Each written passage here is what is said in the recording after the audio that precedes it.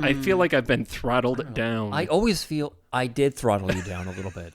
Wow. But I feel loud. I don't like be feeling. able to talk, and now nobody can hear me. What's going on, man? So part of the secret sauce is I thought LA felt very more intimate in the ear. You sounded a lot closer. you sounded closer. Wow. You sounded so much closer than the rest of us. Brown chicken. She felt more intimate in your ear. Yeah. Okay. No. This is weird. It's getting weird. Okay, it's not that strange, but then I think I turned up your bass a little bit too. Oh, yes. That's because huge. or your bass. I turned up your bass. Thank you. Yes. LA bass. Yeah. Beaver Dam, Wisconsin's got peppers and a stage. Beaver Dam, Kentucky's where Bill Monroe first played. Beaver Dam, anywhere the people all say, have a gosh dang beaver darn great damn day. So I was really planning last week when I left to come with a whole charcuterie tray and other delectables, and then I There's next week. fortunately checked my phone 10 minutes before showtime and realized that, I didn't put this on my calendar again. Oh, well, I'll send you a message next Tuesday at noon. At noon. I should really just set my alarm. You were planning snacks or something. content? No, he means snacks. Because I was planning content and it never really happened, but I had like half meal ideas. I feel like this is the content-free season that we're going for here. I think so, even though I loosely kind of thought of some stuff. Oh, This is Keep the it loose. anti-podcast.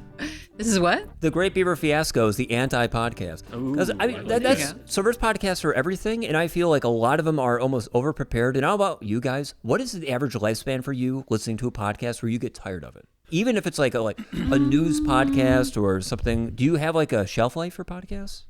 I don't listen to podcasts. You don't ever listen You to don't listen podcasts? to any podcast? Do you watch them? I am a consumer of video podcasts. Oh. So I very seldom listen, mainly because I don't have a drive anymore. That I work from home. I'm not on the road hardly ever, and at home, either I'm going to be focused on what I'm doing, or I might be then listening to something, maybe on YouTube or watching something on YouTube. Oh, so if you're in an auditory only experience, like if you're doing chores and vacuuming or something, you got your buds in. Right. You'd have a YouTube podcast on in the background. No, because you want to no. watch it, right? If I'm doing work, I'm going to have music. Oh, yeah. I'm Okay. primarily going to have music if I'm trying to focus on something. The jazzier, the better. The more improvisationally based, the better. Do, do, do, do, do, do, do. Was that Chuck? That was Is Chuck that- Mangione. Do. Isn't it Kenny G? It's not Kenny G. That song makes me Wow. car sick. That's why I kind of remember the melody a I little feel bit. like your dad would have loved that song. Did he play it all the time? He didn't. He only played songs that had lyrics so that he could sing along. Well, Yeah. really? What kind of songs Yeah. did your dad sing along to? Well, like kind of like old hymnals, I guess. More like Swing Low, Sweet Chariot, and Hello, well, Hello Dolly, which is not a hymnal. hello, my baby. Are we ever planning a musical episode? Because I thought about that last time because we were kind of like talking about music. If we actually had hymns or something like old children nursery rhymes and we sang them out, because that's something I feel like no one does anymore. If you try to say to a kid, sing me a song, it's going to be like Wheels on the Bus or the same. Oh. There's no new, or Baby Shark. I shouldn't maybe get too far that's ahead of right. myself. Yeah, I feel like there are more kids' books coming out than kids' songs, because every kid's song is really just kind of a kids' bop version of an adult song with swear words in it taken out. Yeah. Good point. I mean, yeah, but I mean, I think a Fun- lot of children's fun music move. is from like it's like a soundtrack or it's a theme song. I mean, wouldn't you agree? I mean, Thomas, Yeah, you don't have right. you don't have any children, but it's like I can recall like all like the theme song for Blue's Clues or SpongeBob. yeah, Yeah. exactly. No, I think you're absolutely right. It's no longer nursery rhymes. It is children's TV. Yeah. Good wholesome stuff, not like the Wheels on the Bus. Notice that she is WAP. That's a terrifying song. And that's what I love about those old nursery rhymes. Like, isn't it Ring Around the Rosie? Isn't that about like the plague or Yes, something? it is about the plague. So weird. I was just is. thinking about that within the last 24 hours. Really? When were you thinking about the So plague? weird that you said that. I just had Ring Around the Rosie Yeah. stuck in my head, and then that thought led me to the Ashes, Ashes. How dark is that in our history? We all fall down. This was literally last night I was thinking, are you trying to reach inside my brain? Wait a second. We were gonna come talking, back to yes, that. we were talking about something similar to this before you got here because Craig was a little late. I was Yeah. getting the charcuterie Trying to get the tray. cheese A cut. little late with no snacks. Disappointing. I thought I had snacks next week, closer to Halloween. Do you want to adjust your microphone a little bit more? Well, I just want to make sure it's right for you The because show hasn't even started yet. I feel like it has. I sound like I'm broadcasting from a cave. We are in a cave. I Bad thought that cave. too. Boost up your levels a little bit. I do feel like you're kind of distant. Hello. That sounds better. I feel throttled. Really? I do. Is that a Oh, good you- feeling or you a bad sound feeling? It's probably good for you guys. Oh, you but sound really girthy right now. do I? Yeah. Yeah, you're really coming through. Do we want to? We've started the show. I've already mentioned the Great did. Beaver fiasco in the beginning. Yes, like that's 8 right. minutes ago. Okay. Congratulations. As So- required by the FCC. Reaching into your brain, this actually brings up something, and maybe I should pull up the full story. Probably a good idea to Wait bring a it second. up, actually. Is What? this planned content? Because I'm kind not sure. of it was a little bit planned I by know- Thomas. We talked about it briefly. But Not you in depth. just provided a natural segue for it. So this was a study that was completed on the 24th of September. And Of this year? Of this year. It's the first time two people have successfully communicated in their dreams through REM sleep and lucid dreaming. Oh my gosh, that's the plot of the 1989 Corey Haim, Corey Feldman movie Dream a Little Dream with Jason Robards. I can't believe it. That almost brings me to song, but I'll stop myself. Or the 2010 movie with Leonardo DiCaprio and Or Tom this- Hardy. There's and also a Joseph SpongeBob Gordon-Levitt. episode where they can like interact with other people while they're dreaming. Yes. Wow. But where? How do you prove this? You I don't. believe this, though. I've experienced this with my daughters. I'm glad you believe it, but believing is not Okay, scientific. I won't use the word believe.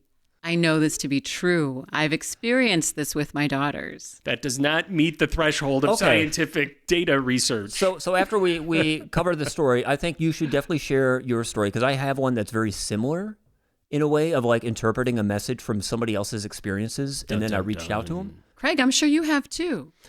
You probably just don't want to share. No, I mean, if I could, I'm coming into this like being the skeptic. skeptic, Yeah. but I'm really not. What you're about to say is unfortunately stuff that as spiritually stupid as it is, I already believe in. I knew it.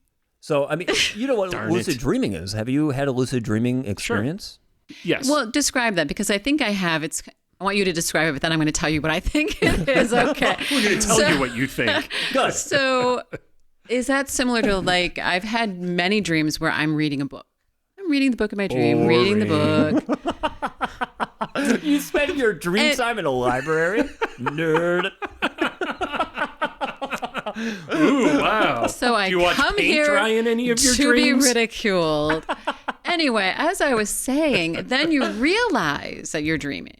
So Right. as lucid dreaming is realizing that this is a dream, and so then you can control what happens. I feel like it skirts along that razor thin line, and as you cross that line into the realization that you're dreaming, then you're already on the off ramp to reality. Yeah, or you get pulled back into another dream. It never seems to last for very long. It's true.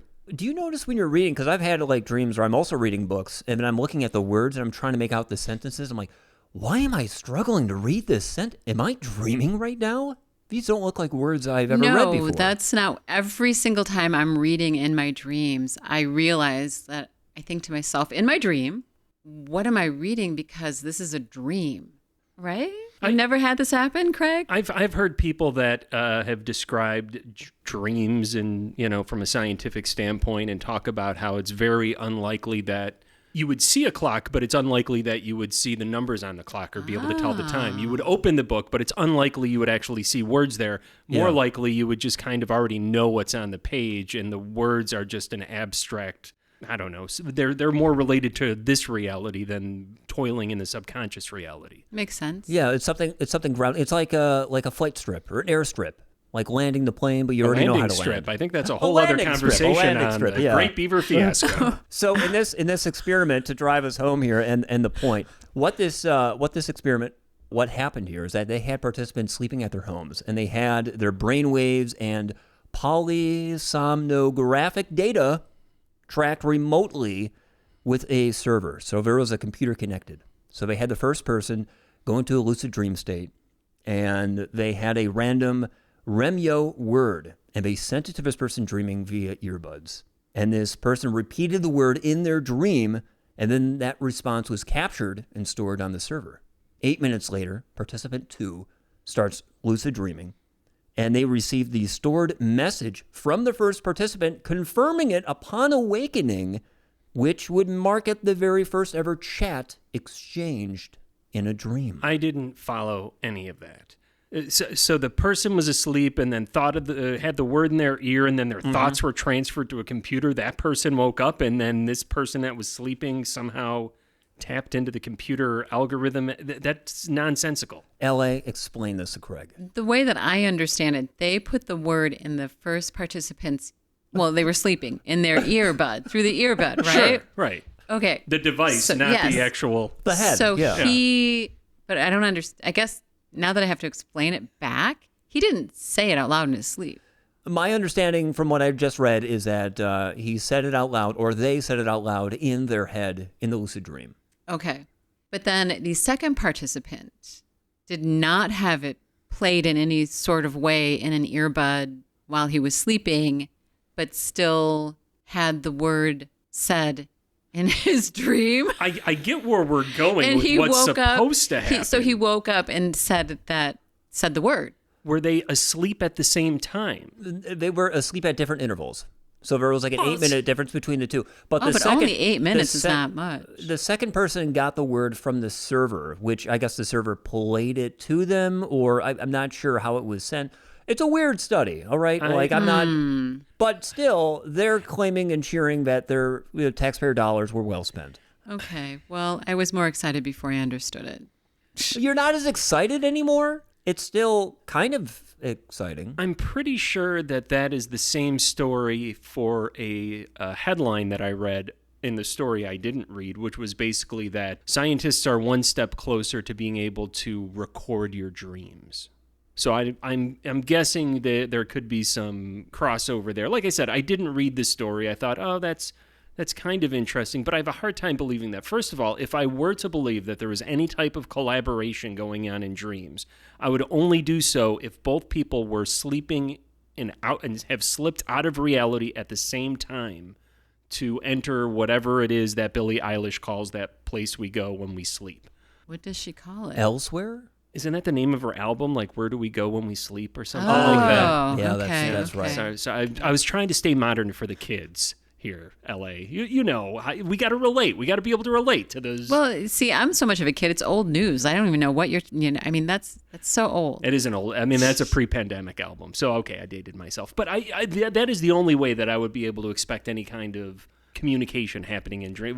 I don't understand this thing about going to a hard drive and why do we get technology in the middle of that? That's like... I think it was the only way they could measure it, correct? That is my understanding. The company behind this is called REM Space, so REM Space. I hope Michael Stipe and the gang are okay with that. He's the lead singer From of the band REM. Yeah, they're probably okay, but they're hoping to achieve real-time communication. So I guess that's kind of like a major gap where you have to record a conversation. I feel like that's something that has had to have at least happened in the non-scientific world, anecdotally enough between people to know that it's a possible occurrence, that it should be quantified in science. That's not even anything that I necessarily hear people talking about, with the exception of, I know dating back to the 60s, there have been experiments over the years of having people that would like consume some type of psychedelic substance, like LSD, being in one area, and then other people also on LSD being in another area, and there being an attempt to share thoughts and have those thoughts go back and forth.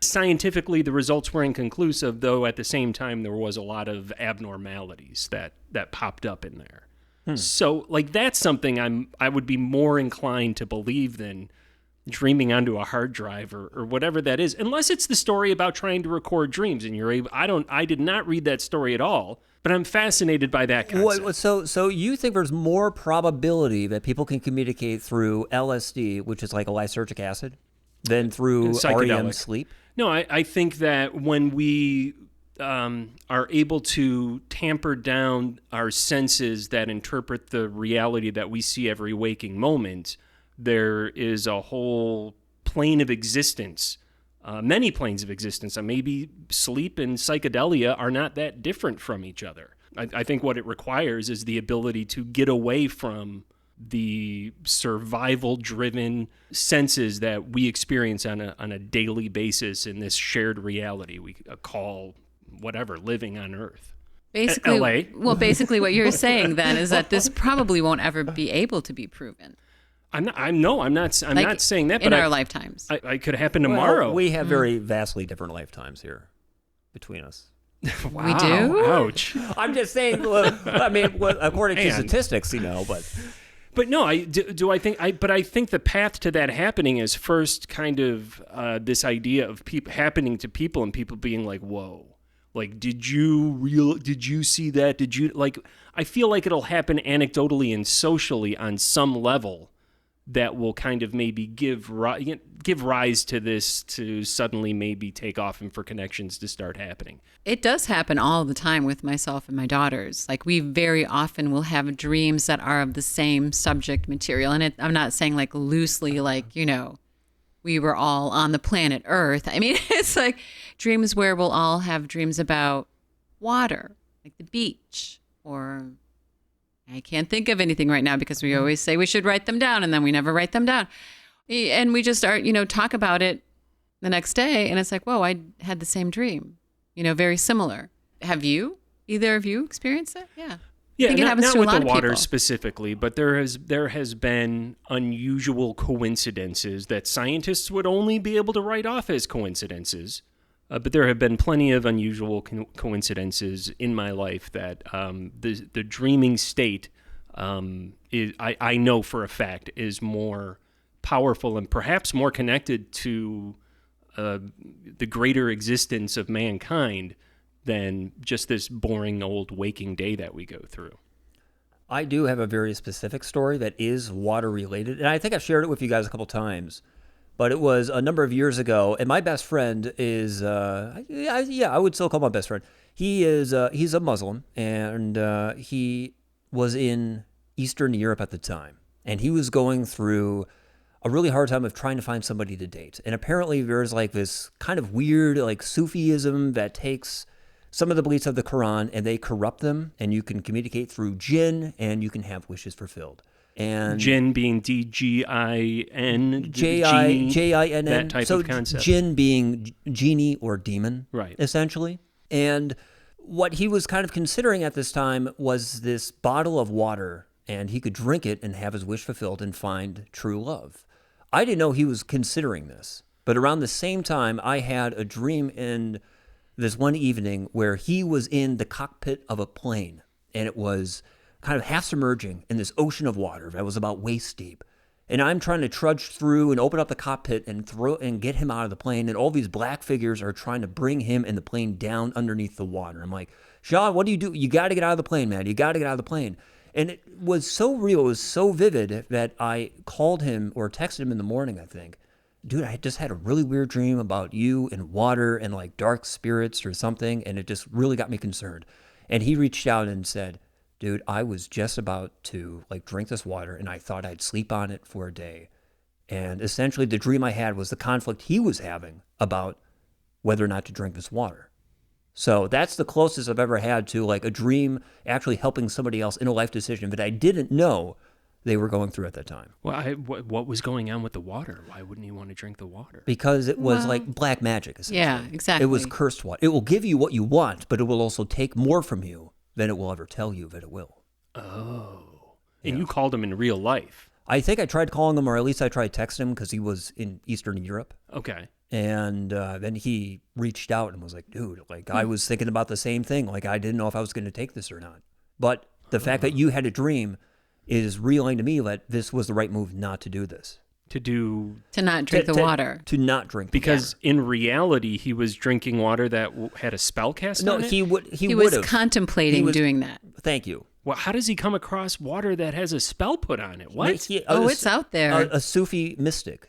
Wow. So there are people who will like corrupt the Quran or any holy book in a way and they'll use that to conjure or connect with demons that will grant you a wish, so to say. Like our ancestral beings may have actually had a greater connection to some of the non-earthly realities that we have, and that just maybe didn't get passed down except in small little bits and pieces that never really translated to 2024. Yeah. So that's an amazing story, though, really. That is. I mean, and that illustrates exactly, feel like what the subject is, which is that kind of weird area between reality and dreams. Have I told this story a million times? This is the reason that I think the dream world is transcendentally interesting is because of the story of Sisyphus. Have I told my Sisyphus story a million times and you're just so sick of it? I don't know if I've heard your particular I don't Sisyphus. think so, but the vague background of syphilis. Good try. He was forced to bring this boulder up to the top of the mountain, and it would always roll down. He had to constantly bring it up to the top of the mountain, right? And it, philosophers, Kierkegaard, on down the line have written about this and talked about how it ties into the struggle of man. And it's just this amazingly profound thing. I didn't hear about the story of Sisyphus until high school or college. It came up in like a philosophy book or something. But when I read it, I was in a classroom, and when I had heard about it, I just stood there in stunned silence because the earliest memories I have as a child, a toddler, having nightmares, having night terrors, has, as the centerpiece of multiple dreams, repetitive dreams, all been about Sisyphus, have all been me pushing a rock up a hill. Here I am. Oh my gosh. A toddler having no way to possibly be introduced to this. This wasn't on the television. People weren't talking about this on TV in the 70s. Wasn't on the Bozo Show. Wasn't on the Bozo Show. I mean, and it was vivid, and I was Sisyphus, and I'm pushing the rock up the hill, and this is nightmare-inducing to me as a toddler. When you were a toddler. These were my dreams as a toddler when I would have on those occasions when I would have a Recurring nightmare. dreams, yeah. But it was a recurring dream. It was always that same dream, that dream of Sisyphus. So how is any human being, as an undeveloped 3 or 4 year old, maybe 5, whatever, how are they connected to this story that binds mankind together? That's why I know. That's called an engine. That was an engine. Very outside, perfectly yeah. timed semi going. Right? Yeah. That just tells me that there's something different going on in the dream world. And in fact, I think that is more closer to reality in the reality of this universe than this reality we're telling ourselves during the waking day. And this kind of goes, so we all kind of believe in some sort of variation of communicating through dreams, but we've all had different experiences that led to this. And that seems to be the only way of this feeling like it might be possible is if you haven't had a personal experience, you're never going to believe that this is possible in any way. Exactly. And I do have to just say, I never heard that story, Craig. That's mind-blowing. I felt like I've told this story to a lot of people. I'm sure I would have remembered. I might have heard it once. You don't think like maybe... My wife is sick of hearing this story, by the way. Probably Oh my she God, is, the but- Sisyphus story Stop again. talking about the boulder already. Gosh, all right. Just I've make heard dinner. it. Will you stop complaining? But I mean, that's, in a dreaming way, that's kind of blown my mind about the dreaming world more than anything. It has always led me to believe other people when they say they've had interesting kind of dream reality crossovers. Again, though, I feel like we as a human race have adopted a certain perception of this world. We've decided to focus on certain things as a human race that has amplified certain perceptions that we have. So if we find ourselves in a position like the LSD situation in the 60s, where you're taking something that kind of strips away the routine perceptions that you've had throughout your life, and you kind of look at the world in a different sort of way, you realize that it doesn't just have to be this way that we're doing it. There's a million different ways to interpret these things that are taking place on this plane, on this planet, on this earth, just as human meat bodies. There's just different ways to experience what's going on. And for us to think that this is the only one that makes sense in the dream world is some far out there thing that may or may not be true, you got it all wrong. The dream world's the only one that is real. Mm-hmm. This is this is fake. We're phonies. We're faking this reality on Earth right now, as far as I'm concerned. We're sitcom characters. We're playing a version of ourselves. We're playing a version of ourselves, and every psychologist will tell you that we're all playing versions of ourselves. Nobody is playing a version of themselves in the dream world. And I don't think we can comprehend that. I don't think we can comprehend like a million different variations of what our personality is. Because I find that conflict all the time. Like when you like code switching. Have you heard that? Code switching, no. Code switching is like if someone grew up in Brooklyn, but then they spent some time in Nebraska. Maybe now they're living in Florida, and they meet somebody that's from Nebraska. They're going to code switch and speak more like a Nebraskan might. And so kind of like Gillian Anderson, who apparently was born in England but raised in Chicago and can speak with an English accent and an American accent. Oh, I loved her in X-Files. She was just... Well, yeah, so did I. And also American Horror Story. She was pretty great in that, too. Yes, I forgot about that. Exactly. It all comes back to X-Files eventually at some point. Yeah, that's an interesting way of explaining that, right? You could have many different backgrounds, and certain backgrounds are amplified depending on the people that you're around. And so that's code through. Switching, though, is what they're calling that. Yeah, but that's like kind of a language cultural code. Okay, so it's kind of like on not like a geographical level. It's when you behave a certain way in one environment, like at work, in a different way at home. How are you going to speak at a bar? How are you going to speak at a church? How are you going to speak at a bar mitzvah? It might all be a little bit different. You saying that there's different speech patterns in the bar versus the bar mitzvah? I think we're radically different. So I'm sitting here struggling with the idea that our dream self is more true, because I oftentimes, and I just experienced one last night and today, have very mundane, like, prediction dreams. I will dream something, and then within the next couple of days, it will happen. And today, like that light bulb's going to go out in 3 days. No, I can't believe it went out. But it's so mundane, and I guess I'd rather have it be mundane than like predicting, Hurricane Helene or something like that. I mean, that would be terrible if you're like, oh, this, I dream a terrible disaster and it happens. So having it be mundane is more comforting, I guess. But what happened last night, I woke up this morning. I had a couple of dreams, but one that I remembered when I was making my coffee very early this morning was just an image of what looked like oatmeal cookies on a plate. This isn't your dream. This is what I dreamt. And I was making my coffee, and the plate wasn't full. Like, some of the cookies had been taken. And I thought to myself, what a dull dream. Why am I remembering this dull dream about, a plate that's half covered in oatmeal cookies? Not my favorite cookie. I like them, but not my favorite.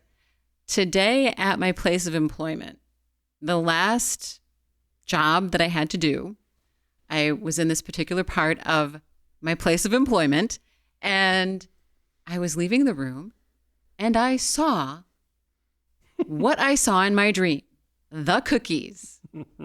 With some of them missing? Yes. Were they yes. oatmeal cookies? They looked like oatmeal cookies. They were not oatmeal cookies, but they looked exactly like the ones in my dream. They were some kind of weird, I don't know, Mod Podge. Like, they had like the Oreo cookie crumbs in it with the, I don't know, they were interesting. Oh, pretzel. Anyway. I think you just insulted a coworker. I think is what just happened. Anyway, so I went out to the person that was closest to me that was sitting at the desk, and I said, this probably sounds really rude. I'm not asking for a cookie. I just have to tell you that those cookies in there, I dreamt about those cookies. Of course, if somebody tells you dreamt about cookies, right, they're going to offer you. So she did offer a cookie to me, and I graciously accepted. Of course. She's like, aren't you that cookie girl that likes all the sweets? I telling her that story, it's like, it's really mundane. Why, I dream about a plate of cookies and it's half full. That's exactly what I see. So like, I really want to start dreaming of like purses full of money. Okay, but how many, I mean, you're a baker, right? You're constantly baking cookies. Oh, yes. Devil's advocate. How many times do you bake cookies a week? I don't know. It depends cookies... because like now it's getting to be fall, so now we're making pies. But you make a lot of cookies when you are in the cookie season. Yeah. When is cookie season? Is that between summer it's and actually fall? all year. Or? Pie and cake season. I also make coffee every day though, too. So I see what you're getting at, and it's not going to fly. But what if instead of a premonition, you were putting a seed out into the world that was picked up by your coworker to make cookies on a particular day and bring them into the office? Maybe. What if you telepathically suggested to the universe you would like cookies? Maybe. I would be more likely to resonate with the story if it was a matter of LA having kind of established a friendship with this other being, and their beings kind of, complemented each other in a way, so much so that when this being was making the cookies the night before, this is when the dream sharing went on.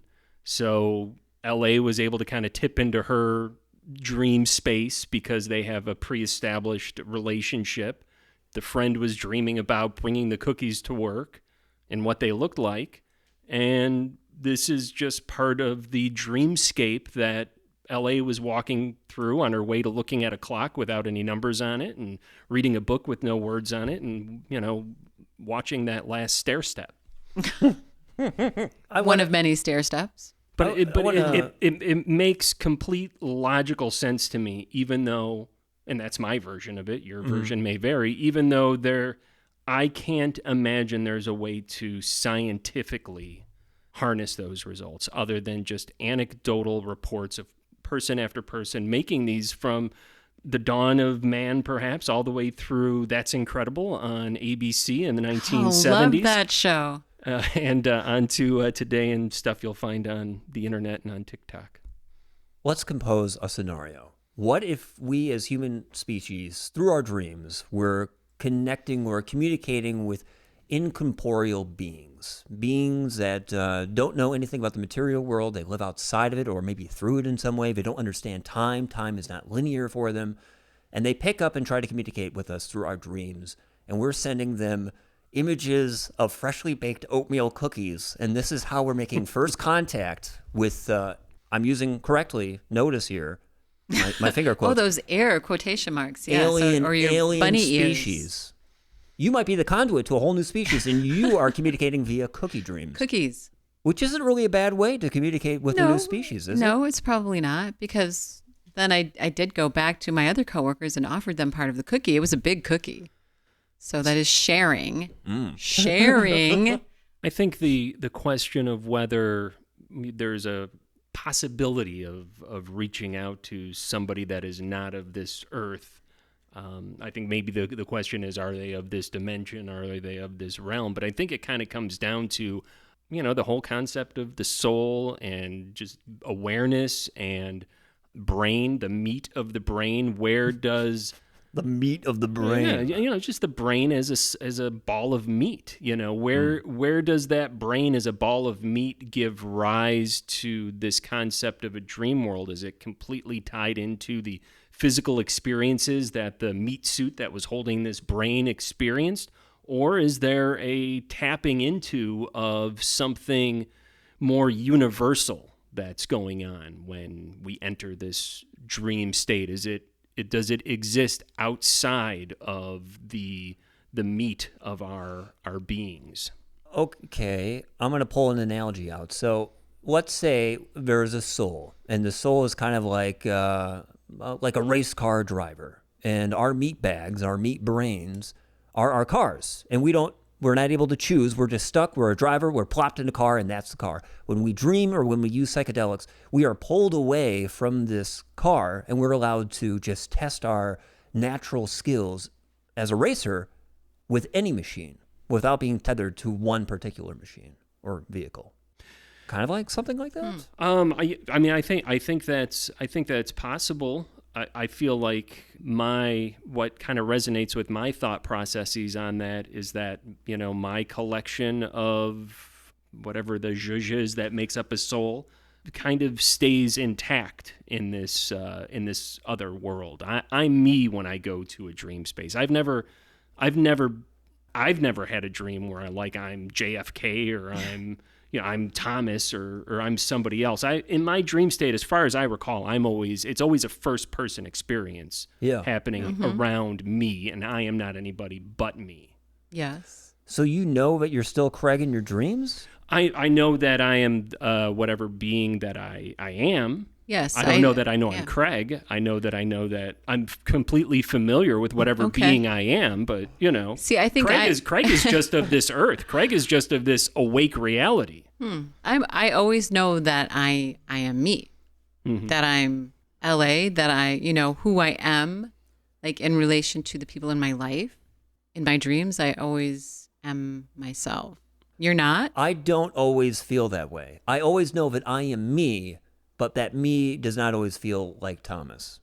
Yes, that's exactly what I said. Sometimes it does, but not usually. But I know that I am the one who's inhibiting, but I might not be who I am right now on this podcast, which is the Great Beaver Fiasco, by the way. Like and follow us on Facebook.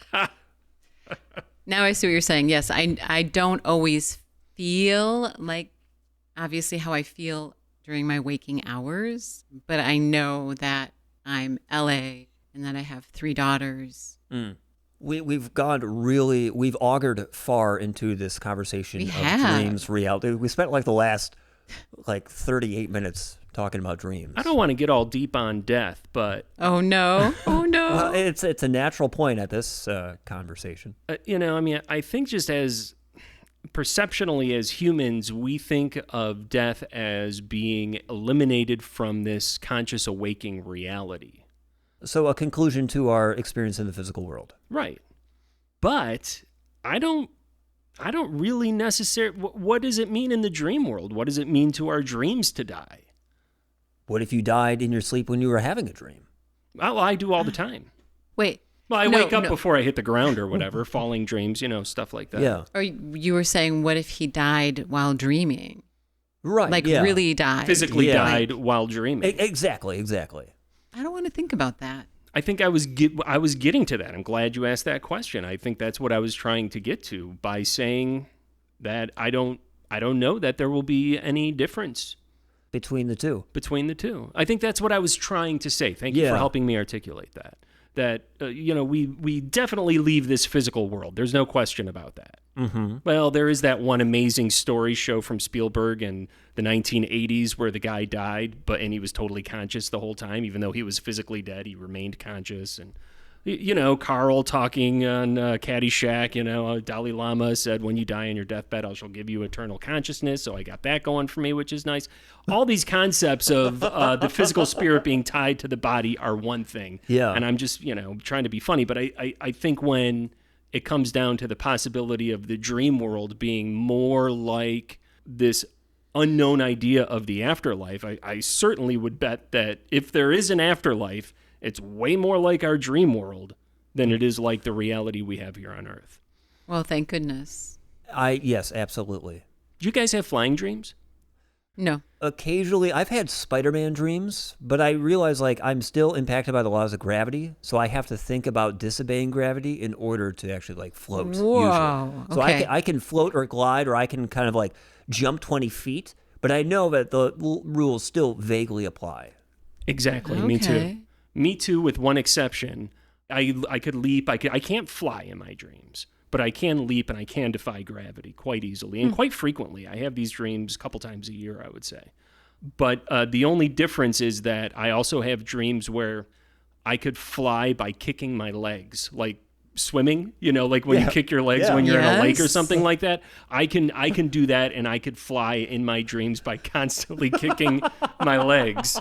Whoa, really? Okay. So how high have you gotten flying like that? What do you see? The most recent flying dream I had was mixed with a scary dream. Yeah. The most common scary dream that I have here in my adult life, probably since The Waking Dead was released, are zombie dreams. If I'm running away from something in my life... The Waking Dead it's or a Walking zombie? Dead? Did I say Waking Dead? I meant to say Waking Life earlier, which is a great movie about the Freudian dream slip state. of the tongue. Yeah, I like Have you that. guys seen Waking Life?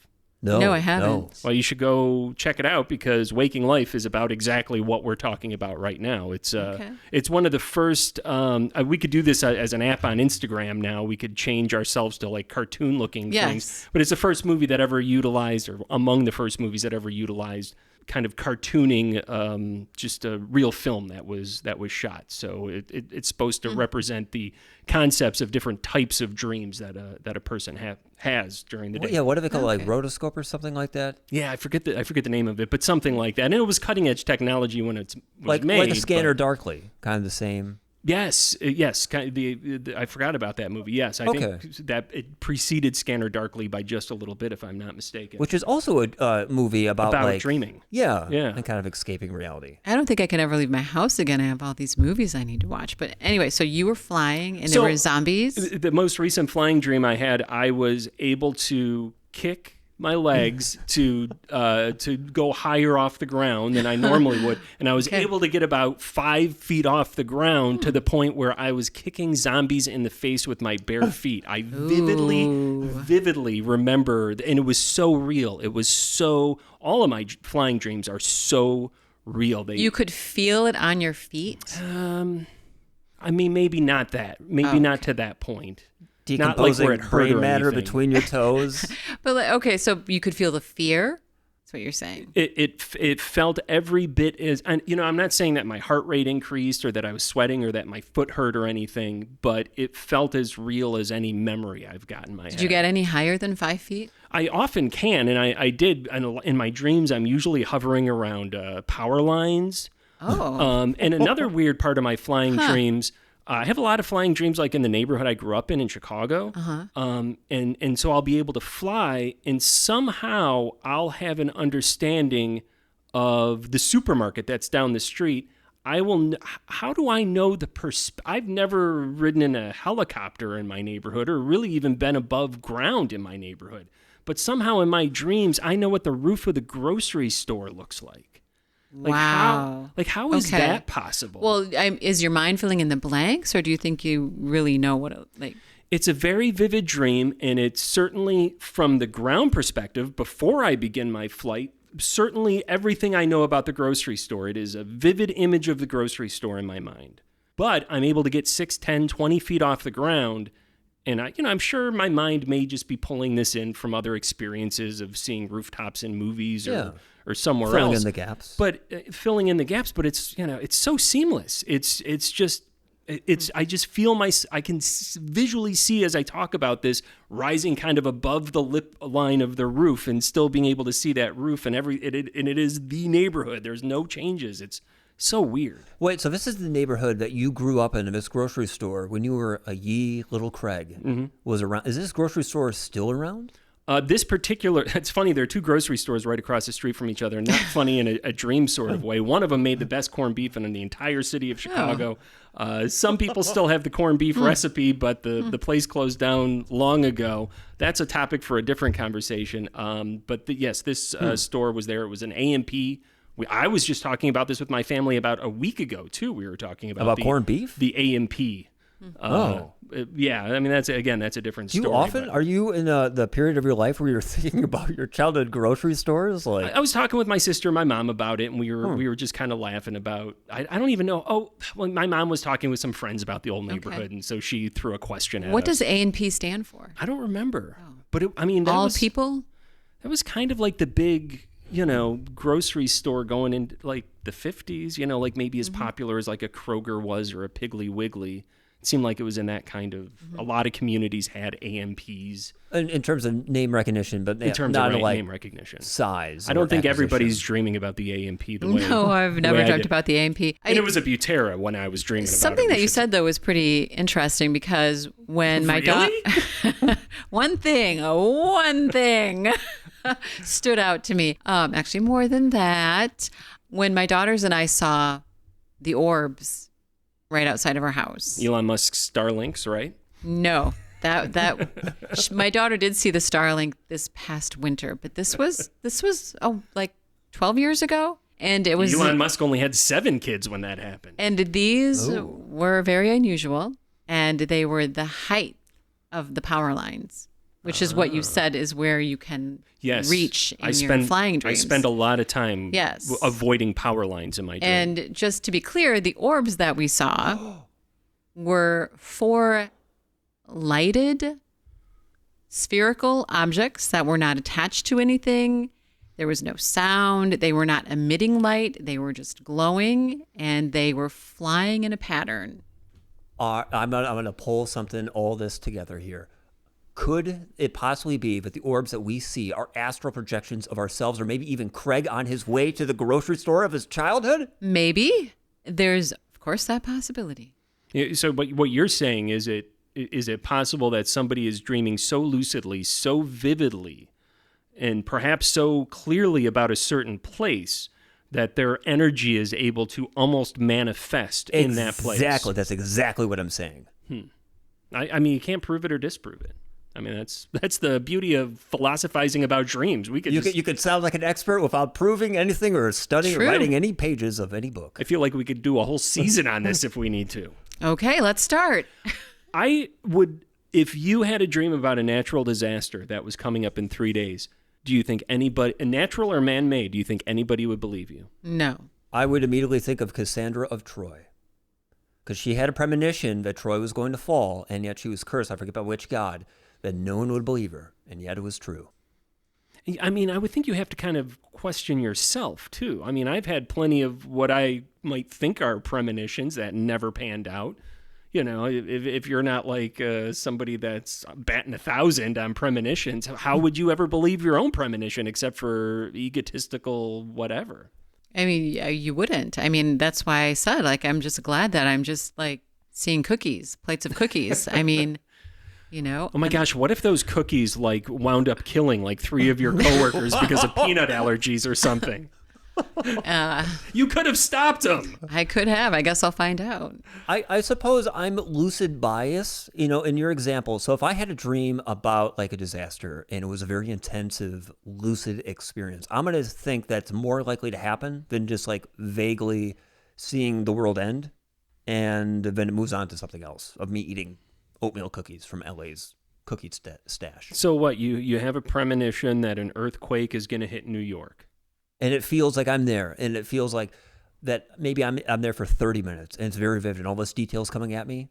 And I can feel the ground shake and people screaming or something like that. Yeah, I might think that's more likely than just like, oh, like there's an earthquake in New York. It's just the thought entering your mind while dreaming. I guess that gets us to a point of being like, well, how much effect could we change even if we could predict an earthquake in New York? I don't think even the greatest premonition would do anything like that. What if you had a premonition that your house was going to catch fire?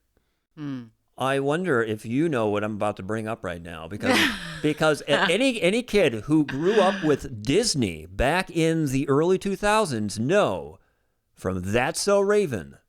Oh, no, I was thinking of something completely different. I thought you were going to talk about... With Raven Simone. Every episode was the same. She'd have a premonition. She'd try to stop it from happening in the real world, and she would end up causing the very same premonition. Ooh. Right. Yeah. So was she actually just... It's like she didn't even have a superpower. Are you saying you're the reason that New York is going to get hit with an earthquake in 3 days? Oh my gosh, you guys don't jinx anything. No, what I was going to say is that there is, and I'm just pulling this out of my memory right now, but there is a way that they have measured like energy, Earth's energy. There are graphs for this. And right before 9/11 happened, before it happened, it went up. And I can't remember exactly where I saw this. Podcasts are all about speculating. I know, just for speculating. Research. But no, I mean, you could look this up. I could look it up too if you guys want to sing a little tune or something. And I'll find exactly where Chuck it is. Mangione, anyone? Yeah, make up your own words. But no, it's real. It's a true fact that this happened. I can't remember what it is, but I actually have the printout of it at home somewhere. I remember hearing something along those lines. Yeah. Wait, look this up because I got a connection here. So Craig, I don't know if you recall, and I know you were with me. Ellie, maybe you were with me as well. But we were having a conversation a number of years ago. I think back in 2022, and we were talking about Brandon Lee and the incident with the crow, and that was. With the blank firearm, he ended up dying from the blank. And we had a really extensive conversation about that. And the next day, coincidentally, the incident on the film of Rust had happened, and that shooting had happened. And we thought, well, isn't that odd? We were talking so intensely about Brandon Lee's incident, and then the next day, and really, I mean, how many people are talking about Brandon Lee, even something else happens very similarly? I don't know. That's the only time I can think of, but. I think we're previewing our topic of coincidences for next week's episode, but that story reminds me of standing next to you in Great Harvest in Beaver Dam, not having seen you for a while, and I walk up on you, and you had shaved your beard and left your mustache. Okay. And I said, "Hey, Starsky, what's up?" A reference to the 1970s TV show Starsky and Hutch. And then as we're waiting in line, I got a alert from a national news outlet that said the character who played Starsky in Starsky and Hutch had just died. I kind of remember that. Yeah. Oh my gosh, it gives me goosebumps. That was just earlier this year. Yeah, that was back in spring, wasn't it? Right. Where does that come from? I mean, scientists, Neil deGrasse Tyson would be laughing at us right now. He would be pointing out, we've veered into coincidences, we've moved away from dreams, but on the topic of coincidences are a statistical probability eventually. Right. You're eventually going to have coincidences in your life. But that doesn't take away the fact that when one happens, you're not just like, wow, that's weird. Right. So even the fact of us talking about like an event and then the next day something very similar happens. Well, how many times has that happened with like people talking about another subject of it? You're talking about like, oh, remember the Great Molasses Flood? And then the next day, like, I don't know, a syrup canister exploded in someo's house or right. something. And so just to tie this into the theme, so it's not just about coincidences, you seem to be suggesting that the world of premonitions and coincidences and the dream state may have a lot of similarity. I think it does. And I think it's all like one giant roulette table. And eventually, no matter how improbable it seems, for some people at certain times in their life, it does line up. And then when we think it's, magic or something, a coincidence, we try to label it. But maybe it is just statistical probability. I feel like in the history of mankind, our earlier ancestors were probably much more tapped into this topic of what we're talking about, and the anecdotal and maybe even had their own scientific, in their own way, kind of scientific research into this that maybe gave them a more concrete understanding of the difference between the waking world and the dreaming world. L.A., have you found something? Well, I didn't find exactly what it was, but apparently there's a program that runs random number generators constantly, and it showed an apparently more constant patterning prior to 9/11. Has it ever showed another constant pattern predicting other events or before other major events in that time in the last 23 years? I don't know. I would have to look that up more extensively, I guess. Yeah. Because that is true. I mean, it's like it could have just been that there was just coincidence, like we're talking about. Coincidentally, it measured more energy prior to 9/11 happening. I'm all for doing a deep dive into that because I remember that's really familiar to something I remember hearing somewhere in not an unreliable kind of area of information distribution about kind of a peak in whatever, I forget, whatever energy was being measured happening not just for 9/11, but around other major events in the world. So have well. we actually inadvertently planned our next episode? So I think we have multiple goals. Are we planning on having a dream journal? So we are able to a dream journal, a weekly dream journal to see what our dreams have told us in the last. So we want to do that like for the next week, and then maybe like each of us share our most exciting dream. Of course, I'm an ISFJ, and apparently S's have kind of monotonous, boring dreams at night. Yeah, well, the cookie dream explained everything about that. I know, no coffee too, I mean, really. But is that kind of our subject? Are we talking more about coincidences? I mean, we can, but I have a feeling if I have to start paying attention to my dreams, I'm suddenly not going to dream. That might happen. I would not be surprised. Well, let's if that test did the not theory and see. I'll take some notes in my phone for, I'll keep a journal next to me. I want to point out something. Like a paper and pen journal? Yeah, that's what I'm going to do. I try not to look at I try not to look at my phone during like sleeping hours. Do you put it on the night shift? I do that. But also, it's better to like actually have something that's not lighted to write. Mm-hmm. Kind of like the old days of pen and paper. Do you believe in wearing having red light bulbs and red glasses on in the evening? No. I was just watching a. You don't like that with, effect? With Rick Rubin, the It producer. probably would be pretty neat. Yeah, I just don't do that. I mean, it would take effort. The heck did you just do? Weren't those purple last week? You shut the lights off, man. Do, Oh, they're green. do. Okay, I gotcha. You gotta find the right signal. Yeah. For the don't listener trip at with the lights home. off. Hey, there we go. Nice. I don't. You know. Stubbed my toe. This is terrible. Oh my God. Wow, are you okay? Yeah, no, I'm fine. I just What did you? There step goes on? everything. I just tripped over my water bottle. Good thing the cap was on. Yeah, well, Ouch. these lights change color, so I turned it on for the red nice. light effect here. Very nice. You know, I do want to point out something. I know we can't see it now because there's no light in this room, but Ellie, your black frames look absolutely stunning on you. Oh, thank you. In the red light or just in general? With the lights off. When we actually had the light, it looked wonderful. Thank you. Can I put my flashlight on? Shouldn't have the glasses on No now. paparazzi. So as we start to wind down the conversation, I don't know if we need to circle back to any of our themes, but I have a story this morning that happened of me being really dumb with something. Well, let's hear it. I home aloned myself.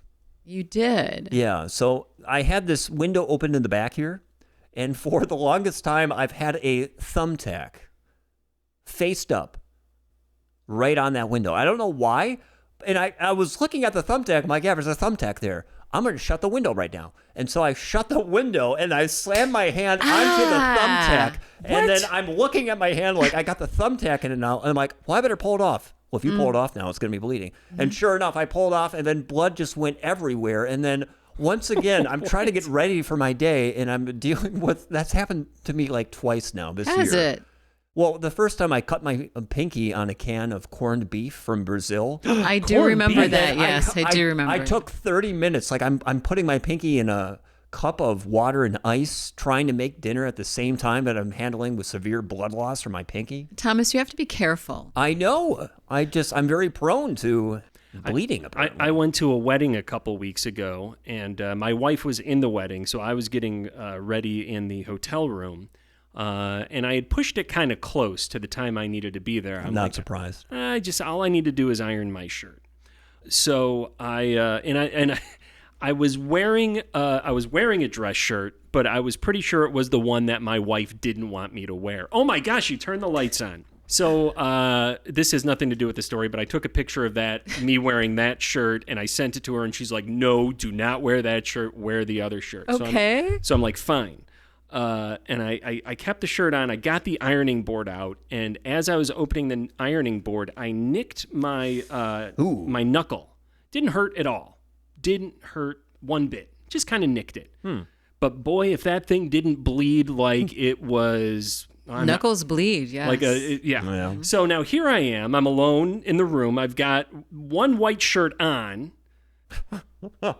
And I've got a knuckle that's bleeding and will not. I mean, it's like gushing blood. It's just nonstop bleeding. So now I have to figure out how to get this one white shirt off and then iron this other white shirt that I have to wear with a bleeding. And so I go into my my travel bag and find, of course, the empty container of Band-Aids. Of course. Yep, that's how it happens. and I've got minutes left at this point. I make my way down to the lobby, and they're like, well, we don't have anything, but there's a vending machine over there with toothpaste and everything in there.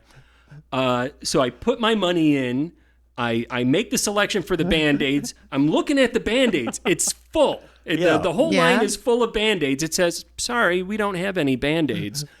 I couldn't believe what was going. So I go back upstairs. I don't know how I managed to iron this. This is a wonderful story. How did you? You should ask for the secret footage from the camera behind the mirror, because that would be hilarious. I must have changed I say Band-Aid on it. It was just toilet paper wrapped around my knuckle. I must have changed it like 10 times while trying to iron this shirt and negotiate a way to get this other shirt off. Long story short, make sure you have bandages in your travel bag.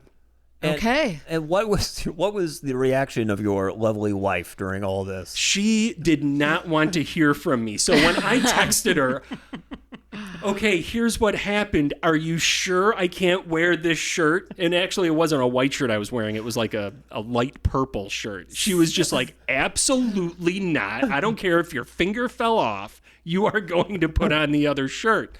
So, long story short, I kind of made it on time. Almost. Sort of. Well, sorry that happened. You were fashionably Craig. But it didn't hurt. It didn't hurt at all. No, I know. I've had that happen too before where it's like you don't even feel it. And it's like, what is this, blood?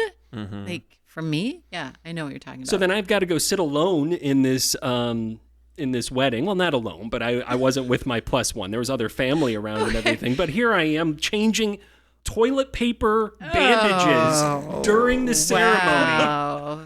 Rico Suave. I asked the people at the venue. Nobody in the history of the world apparently thought to bring bandages to a wedding. You've got all the women wearing the high-heeled shoes that... No bandages, not a one. So I bled for like 4 hours. It doesn't heal because it's no, it doesn't because you're constantly opening it up again. Moving your hand and then there's more blood and wow, good times. It's tough. Don't put thumbtacks on your windowsills. Wouldn't recommend it. Or on your stairway stair. You don't want to. You don't want to your stair step. Definitely, you don't want to do that. And then certainly put those bandages in the travel bag. Yes. I have no stories of accidents or crazy bleeding and ironing. None whatsoever. So. You don't have a bleeding and ironing story? No, I don't. Your life is so empty of experience. Apparently it is, yes. Too bad I don't have cookies at home to eat to console myself. We are 7 minutes over our hour, our 59-minute maximum that we're shooting for. I can't imagine what part of this solid gold podcast conversation is going to have to make it to the cutting room floor. I don't think any of it will. You're going to let people listen to all 107 minutes of this conversation? That is a bold move, my friend. If somebody really wants to subject themselves to 3 friends in a room in this apartment... It's kind of like eavesdropping, so yeah, I'm sure. You know what? So you weren't here initially when we started, and so I'm sitting down on the sofa. Ellie's on the chaise like she is right now, and she's talking about upholstery, and you know how many dead skin cells are in these dust mites sofas. Yeah. And I'm just looking at this like I just sat down. Enjoy your night. Yeah, thanks a lot. Which brings me to another final story, I suppose. So I went to La Crosse over the weekend.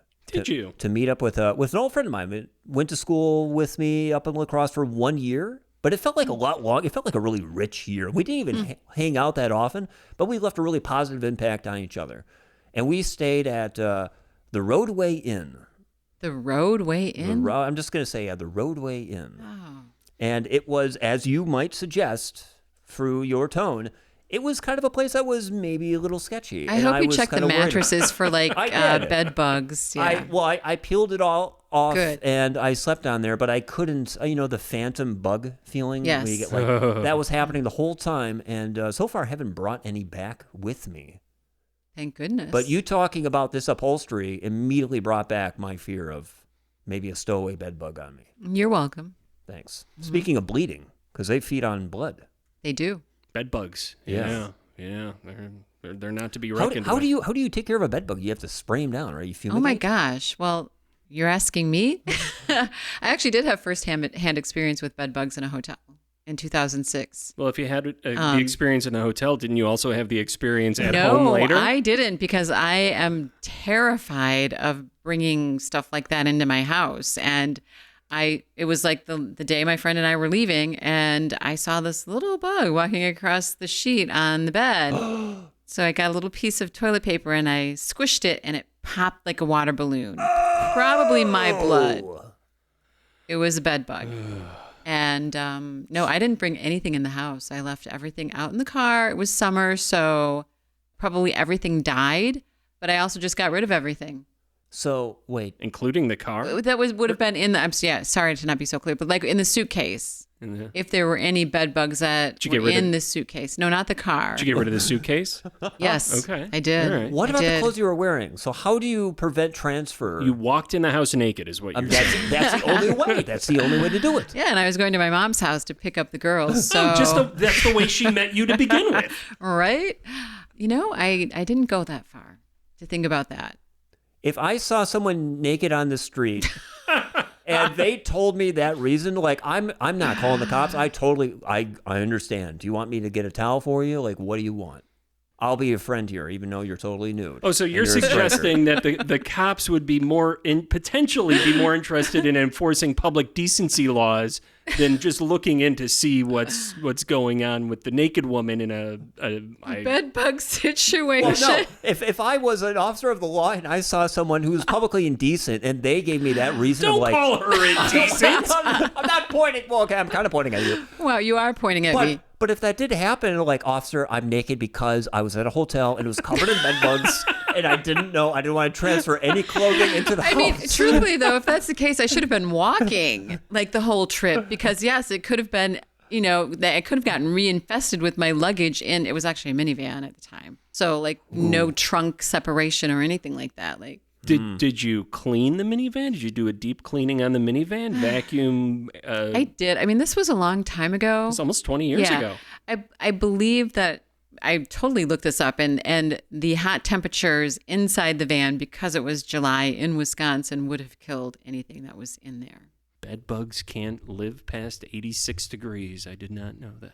Well, it was probably hotter than that. I think it was probably inside the van. It was like over 100 at times. It was probably over 120. Wait a I second. jokingly say that. In fact, make sure you don't leave any bed pets bugs or people. are really difficult to get out of your house. Like, they are really, really difficult. I knocking on wood.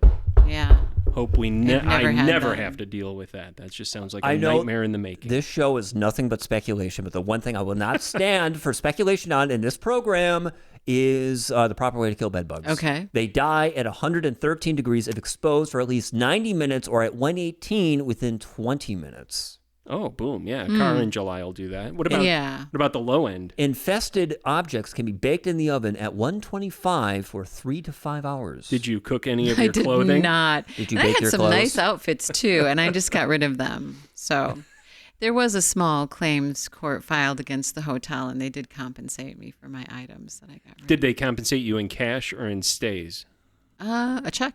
Okay. A cashier's And check. it was comparable to Yes. your trouble? Was it more than your trouble? I don't think so. Okay. Because I did have clothing that I threw away that you couldn't get in the stores anymore. Vintage is what they call that yes, now. yes, vintage. $800 for those jeans you were wearing back in 2006. 2006, yeah.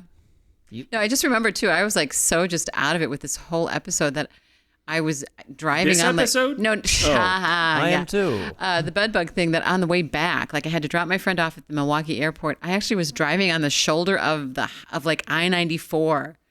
And I didn't realize it until I'm like, why is nobody else in this lane? And then I realized I'm on the shoulder.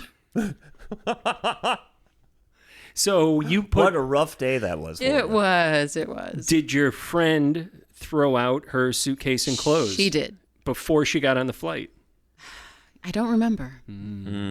She may have, because she's even more terrified of that kind of stuff than I am. Oh yeah, like what do you do in that situation? It's just, I don't know. I mean, you get rid of it, but Or you bake it in the, like if it was your grandmother's quilt, if your grandmother had knitted a quilt and it was passed on for generations, I'm putting that quilt in the oven. Are you? Yeah. And I'm Not gonna me. I'm gonna Not watch me. it and I'm gonna What about bake you, them Craig? alive.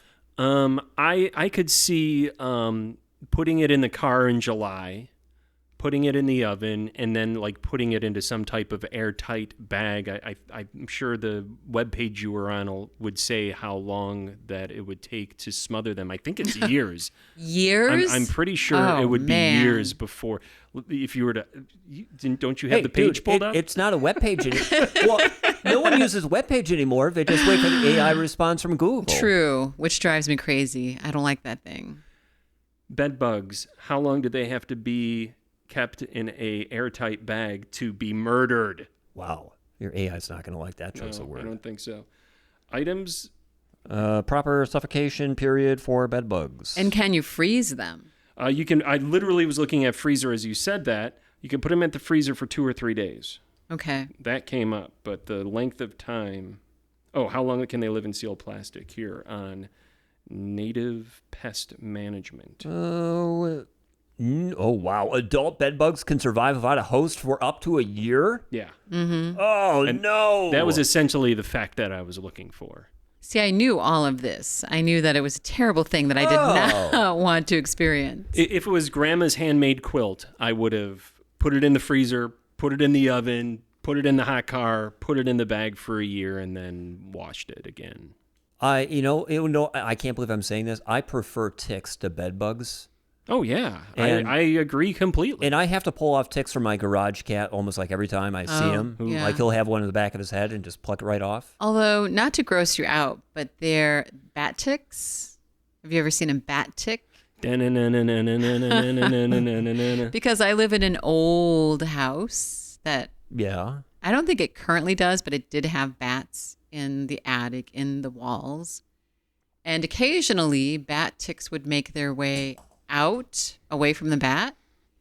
And A little vacation. totally grossed me out because they also can survive a long time without a host. Ooh. And to Yeah. bring this episode of the Great Beaver Fiasco full circle, after hearing all this talk about bed bugs and ticks and parasites, you're never going to be able to sleep and you'll never have an opportunity to communicate with somebody else in your dreams. And it's going to Dang. make that charcuterie tray look that much more delicious on our show next week. Who's bringing snacks next week? Craig is, I will. because he forgot. Yeah, I forgot. Yeah. And LA, that, Is it for the Great Beaver Fiasco for this week? like and follow us on Facebook. Like and follow us on Facebook. Yeah, I was just going to say that. You beat me And- to it. And, Podbean, Spotify. Spotify. That's about it. Your apartment on Tuesday evenings.